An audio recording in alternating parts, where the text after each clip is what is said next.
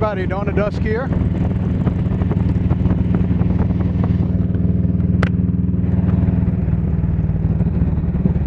I thought I'd take you on a little scenic journey today. Me and my friend Mike, we are headed about 90 miles northeast of here to the town that touts itself as America's oldest city, and that is St. Augustine, Florida. We're doing a little overnighter up there. They're having a little a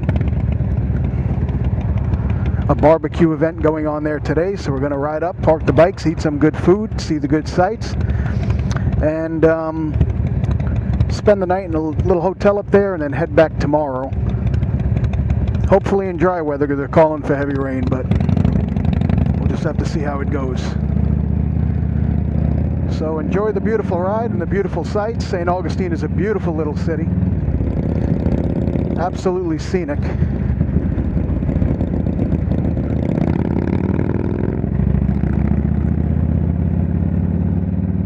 And I hope that my Garmin Verb Elite does it justice. So I'll be turning the camera on and off a couple of times throughout this trip. Enjoy. See you in a few.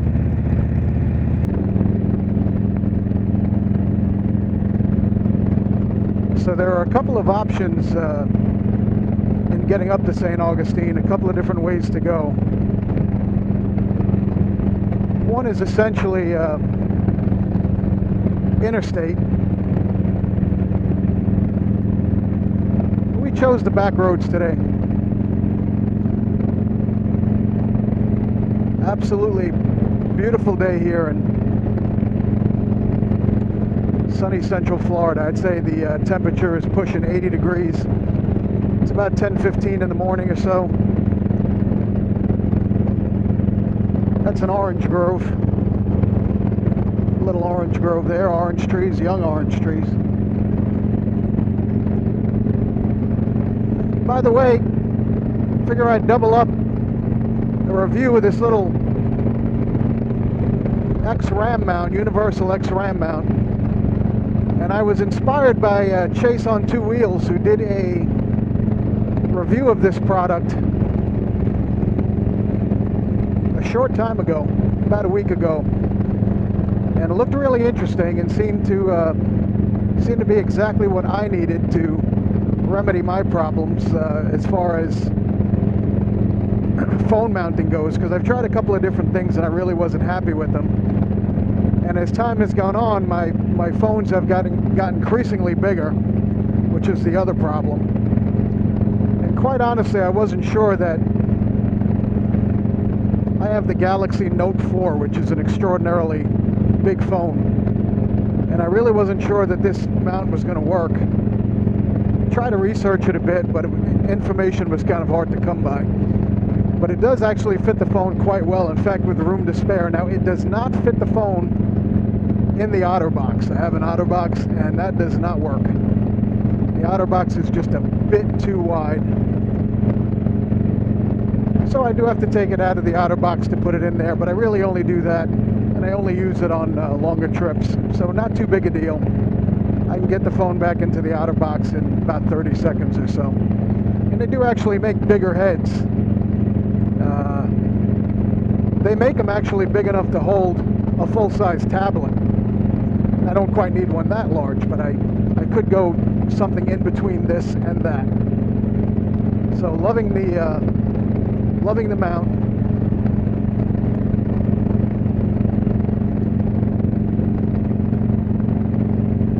And loving the ride.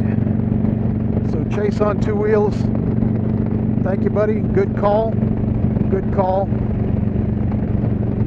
It was a good solution to a recurring problem.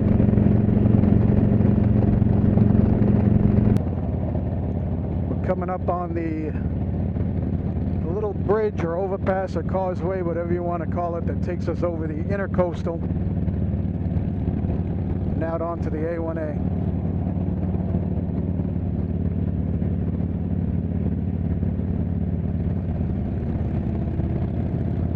This is actually going to take us out to Flagler Beach.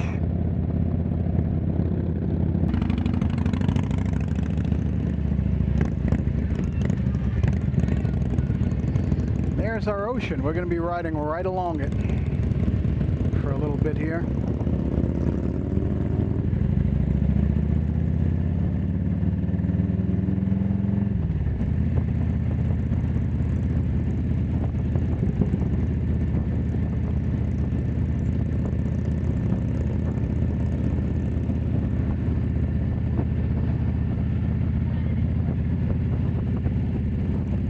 Some beautiful beaches here in Florida, and in this particular part of Florida the beaches are never overcrowded. Smell of the ocean.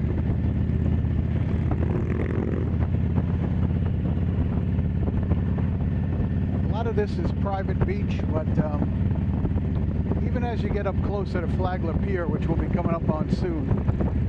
No, I take that back. We're actually north of Flagler Pier. The beaches are just never crowded.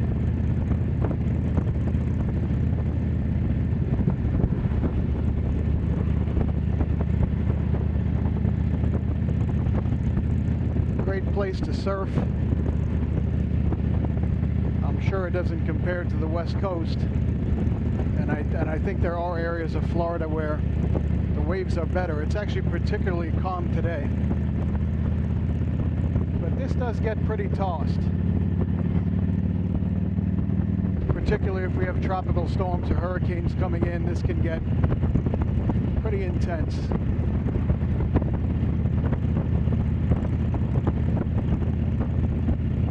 I was enjoying that sea breeze so much I forgot I had the front of my modular opened up.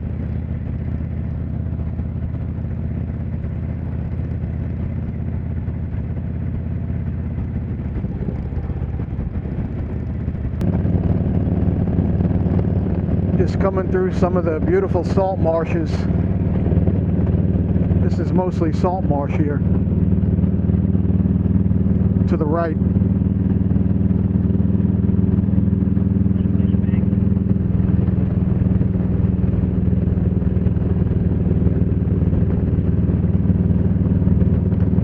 And we're not far off the water. And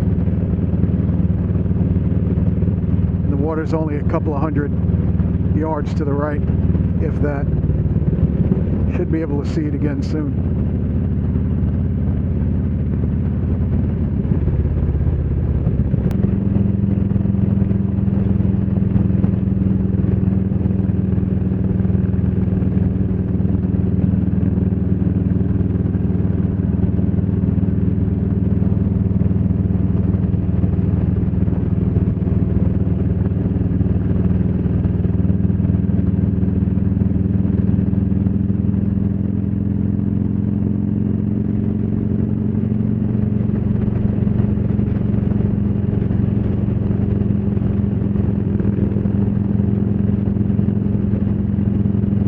Must be awfully nice to have a boat on that intercoastal. That guy's moving along pretty good. Figure I'm doing 60. He's probably up near 45, close to 50.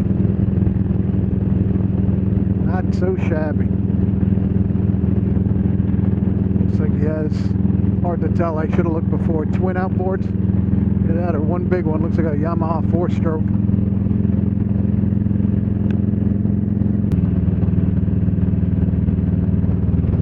There's that beautiful ocean.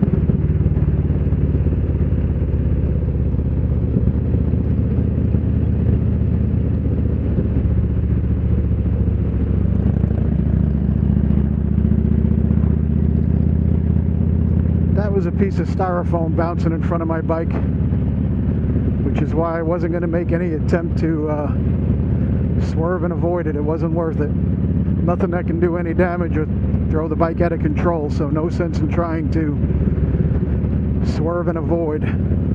That'll get you into more trouble.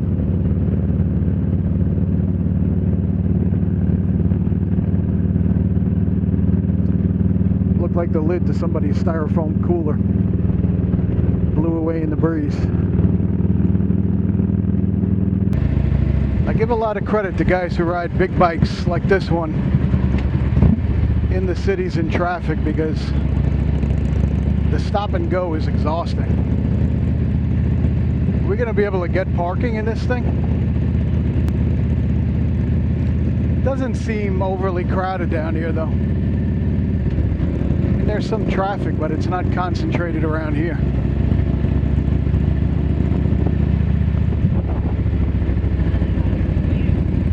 Yep. Just what the doctor ordered. Dr. Fat.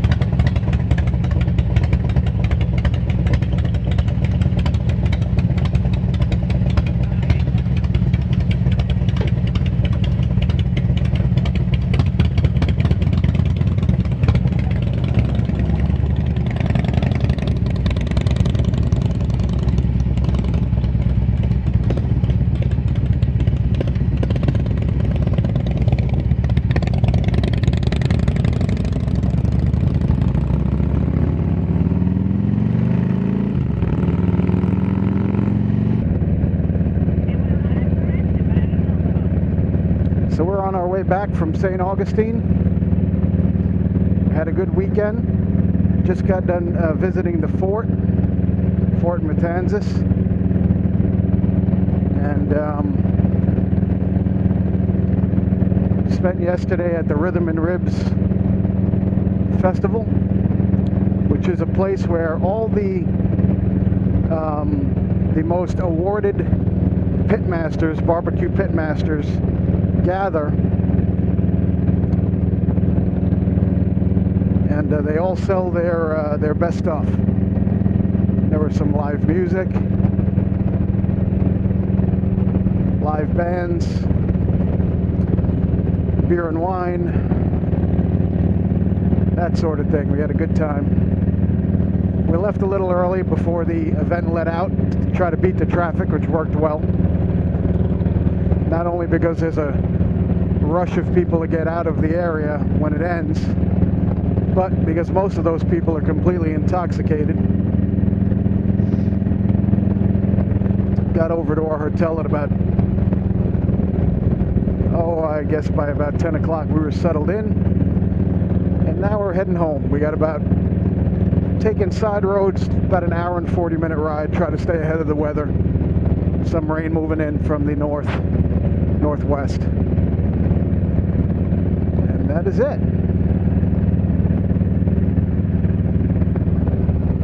Another great weekend, another great adventure, many more to come. This is Dawn to Dusk.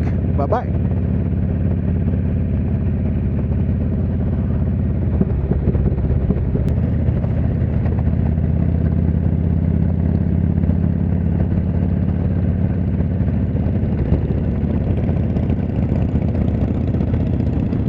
You want to eat?